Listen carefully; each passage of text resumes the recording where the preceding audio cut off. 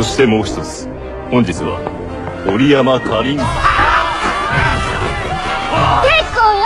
食べきれないから。よかった。できてるんだろう。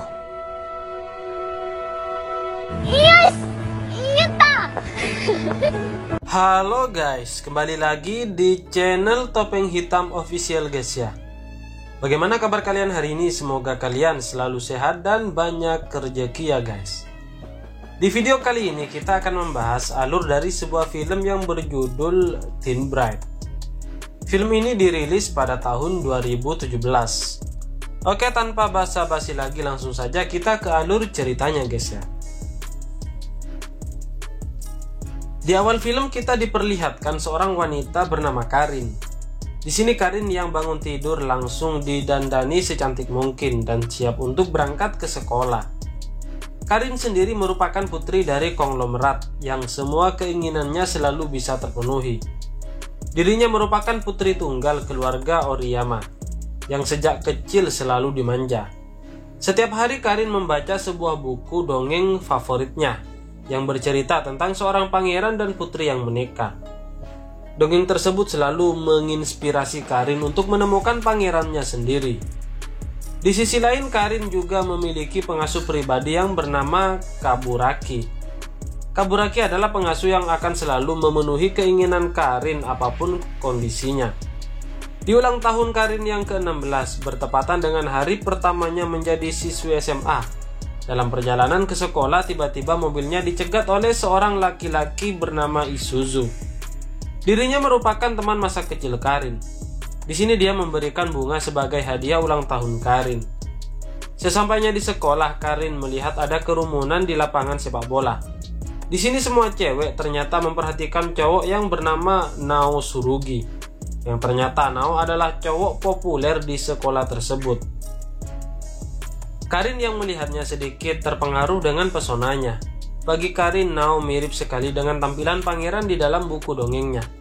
Ia pun dengan cuek berjalan ke tengah lapangan, dan ia pun terkena bola. Namun beruntung saat itu Nao berhasil menangkapnya agar Karin tak terjatuh. Karin pun langsung terpana dan berkata jika dirinya telah menemukan pangerannya. Saat malam hari, keluarga Oriyama merayakan ulang tahun Karin. Di sini Karin mendapat hadiah sebuah wedding dress dari orang tuanya, dan dia pun merasa sangat senang dengan wedding dress tersebut. Akan tetapi kebahagiaan Karin berubah menjadi rasa marah ketika ayahnya mengatakan jika esok Karin harus menikah dengan pria pilihan ayahnya, yaitu putra dari sahabat ibunya. Karena menurut wangsit yang didapat oleh ayahnya, Karin harus menikah di umur yang ke-16 agar keluarga Oriyama dianugerahi keberuntungan. Mendengar hal itu, Karin tentu saja tak mau menikah dengan orang pilihan ayahnya. Dirinya sangat sedih karena baru saja menemukan pujaan hatinya. Namun sekarang dia harus menikah dengan pilihan orang tuanya. Saat sang ayah memberikan foto calon suaminya, Karin melempar foto tersebut. Namun kemudian dia merasa sangat kaget saat melihat foto itu yang ternyata pria yang dijodohkan dengan Karin adalah Nao Surugi, pangeran pujaan hati Karin. Karin yang awalnya tak setuju sekarang langsung menerima pernikahan tersebut. Keesokan harinya Karin dan Nao menikah. Namun di sini terlihat banyak hal yang janggal. Seperti tak ada tamu, tak ada cincin pernikahan, dan juga tak ada ciuman pernikahan. Nao dengan mulut manisnya mengatakan jika pernikahan ini adalah rahasia mereka berdua. Jadi pihak sekolah tak boleh ada yang tahu, karena nanti mereka akan dikeluarkan dari sekolah. Karin yang sudah dimabuk cinta langsung menyetujuinya. Namun di sisi lain ternyata Nao menikah dengan Karin adalah untuk menyelamatkan keluarganya dari tumpukan hutang. Bagi Nao menikahi Karin adalah demi alasan uang semata dan agar dia tidak putus sekolah. Menurut wangsit yang didapat ayahnya, Karin harus tinggal di rumah sederhana setelah menikah. Kemudian mereka berdua pindah ke sebuah gubuk derita yang menurut Karin seperti rumah hantu. Awalnya Karin menolak, namun Nao dengan mulut manisnya berhasil meyakinkan Karin untuk tinggal di sana dengannya. Di saat mereka sudah tinggal berdua, sifat asli Nao terlihat, di mana dia mulai bersikap dingin kepada Karin, dan dia juga mengatakan jika dirinya menikahi Karin hanya untuk melunasi hutang ayahnya, dan juga mereka bukanlah suami istri yang sebenarnya. Jadi mereka harus terpisah dan juga tak saling mengganggu kehidupan pribadi masing-masing. Kemudian Nao juga meminta Karin untuk tidak memberitahu siapapun mengenai pernikahan mereka. Nao juga meminta agar Karin tak memasak untuknya. Mendengar hal itu, Karin merasa shock berat dan berpikir jika ini semua hanyalah mimpi. Di keesokan harinya, Karin tersadar jika ini bukanlah mimpi namun kenyataan. Karin masih belum terbiasa dengan ini semua, karena dirinya terbiasa hidup dengan fasilitas mewah. Karin juga kesiangan bangun dan tak tahu arah ke sekolah. Namun akhirnya dia berhasil berjalan kaki ke sekolah. Sesampainya di sekolah, bel pulang berbunyi. Kemudian ia bertemu dengan Isuzu. Di sini Isuzu menyadari jika ada hal yang salah dengan Karin, karena selama ini Karin tak pernah terlambat ke sekolah. Namun Karin tak bisa menyampaikan apa yang sesungguhnya terjadi. Kemudian dia pun dengan lemas langsung pulang. Saat malam hari, Karin baru tiba di rumah.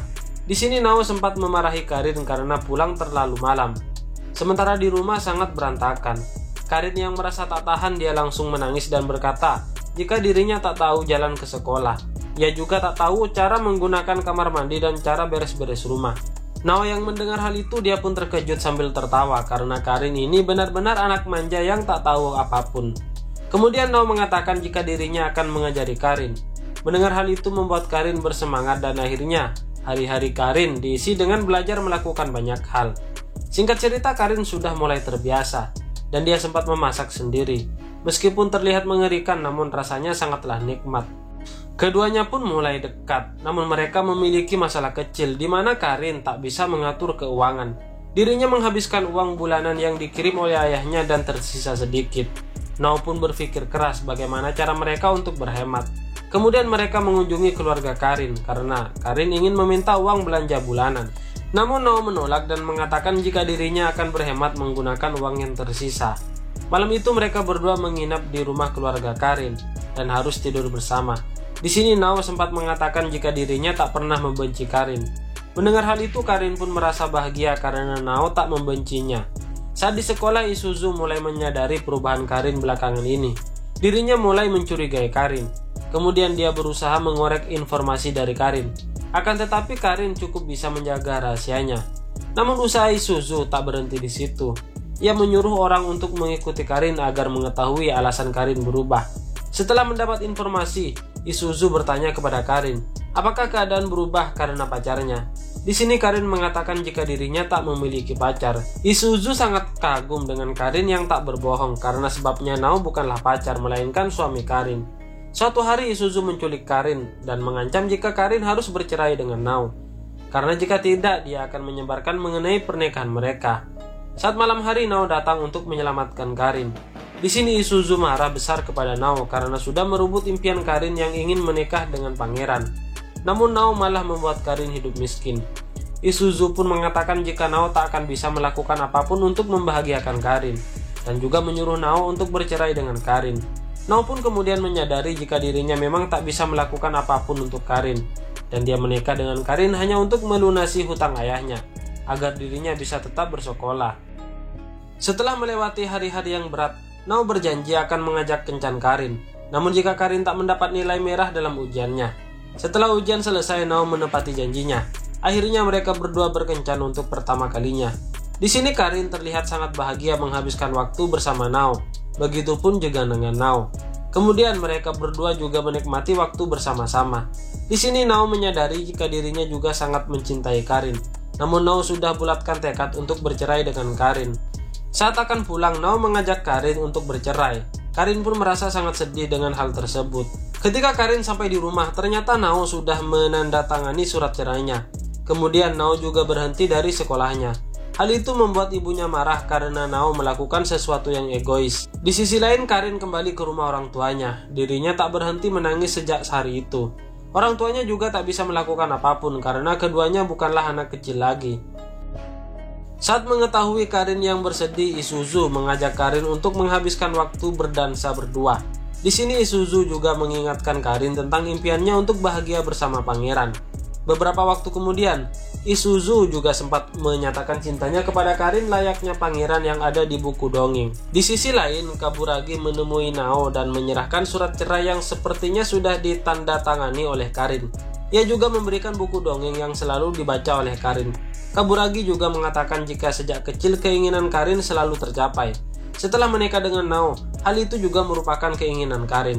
Kaburagi juga ingin Nao membaca buku dongeng itu sampai habis. Saat di rumah, terlihat Nao yang membaca buku dongeng tersebut. Awalnya Nao berpikir jika impian Karin menikah dengan pangeran dan hidup bahagia di istana. Setelah bertemu dengan Isuzu, Nao merasa jika dirinya tak pantas mendampingi Karin. Akan tetapi ending dari buku tersebut, pangeran dan putri hidup sederhana. Walaupun jauh dari istana, namun mereka tetap saling mendukung satu sama lain. Karena alasan itulah Kaburagi mengatakan jika impian Karin selama ini telah tercapai. Menyadari hal itu, Nao langsung berlari ke rumah Isuzu dan memintanya untuk mengembalikan Karin kepadanya karena dirinya sangat mencintai Karin. Di satu sisi, Isuzu melakukan itu semua karena dia ingin menguji cinta mereka berdua dan dia menyadari jika Karin benar-benar menyukai Nao. Kemudian Isuzu meminta Nao untuk tak pernah lagi melepaskan tangan Karin. Ia juga mengatakan jika Karin tak ada di rumahnya karena mungkin saat ini Karin berada di rumah sederhananya. Kemudian Nao pun berlari ke rumah mereka. Di sini Nao akhirnya menemukan Karin yang ada di sana. Di sini Nao juga mengatakan perasaannya jika dirinya sangat menyukai Karin dan tak ingin berpisah dengannya. Kemudian dia pun memeluk Karin. Waktu pun berlalu, tak terasa 5 tahun sudah terlewati. Kini terlihat Karin dan Nao menikah untuk kedua kalinya. Kali ini mereka menikah dengan biaya mereka sendiri, yang tentunya dengan tamu undangan dan cincin pernikahan. Terlihat semua hadirin memberi restu kepada keduanya, termasuk Kaburagi yang tak bisa membendung air matanya. Kemudian film ini pun selesai guys ya. Bagaimana menurut kalian? Sangat seru kan guys ya. Bagi kalian yang baru menemukan channel ini, mohon dukungannya dengan cara klik like, share, dan juga subscribe di bawah ini. Serta aktifkan juga tombol loncengnya, supaya kalian tahu jika ada konten terbaru dari channel ini guys ya. Oke, terima kasih guys, bye bye.